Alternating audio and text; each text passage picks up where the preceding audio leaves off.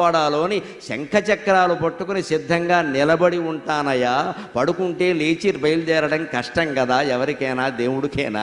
ఎవరో మేలుకొలుపు పాడాలి, సుప్రభాతం పాడాలి, లేవాలి, బయలుదేరాలి. అంతకంటే నిలబడి సిద్ధంగా ఆయుధాలతో సహా ఉంటే వెళ్ళి కాపాడొచ్చును కదా అని నిలబడి ఉంటానయ్యా అనే సమాధానాన్ని స్వామి నా మనస్సులో స్ఫురింపజేశారు శ్రీ వెంకటేశ్వర లీలగా.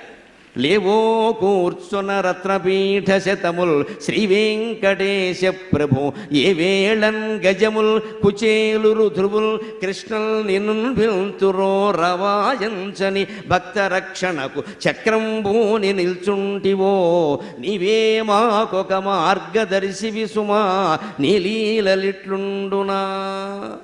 ఇంకొక లీల స్వామివారి యొక్క తత్వంలో మనం గమనించాలి.